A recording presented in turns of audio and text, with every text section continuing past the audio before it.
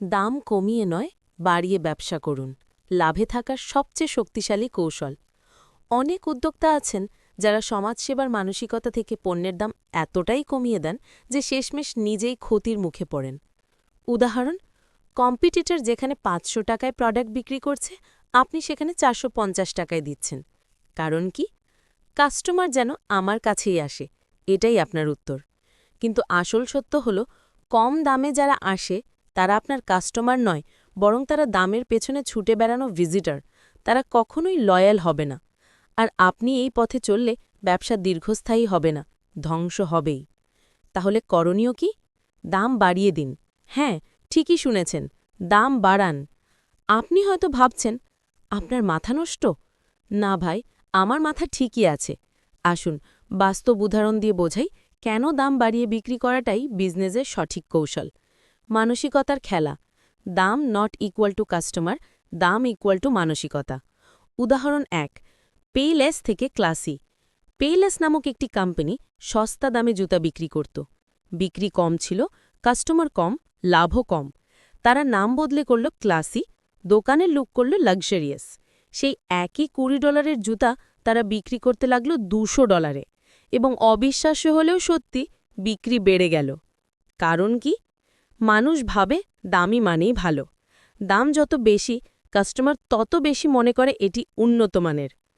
উদাহরণ ২, $2 চিজ বনাম $20 চিজ।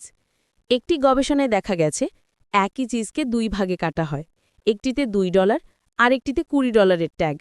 ফলাফল, $20 চিজ দ্রুত বিক্রি হল।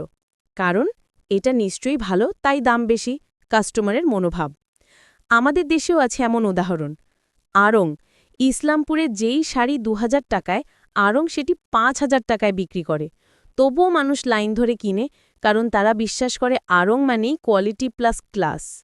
আইফোন, অনেকেই জানে ১ লাখ টাকার ফোনের ক্যামেরা বা পারফরমেন্স অন্য ফোনেও পাওয়া যায়। তবুও কেন আইফোন? Status symbol. আমি আইফোন ইউজ করি, এই লাইনটা অনেক কিছু বলে দেয়।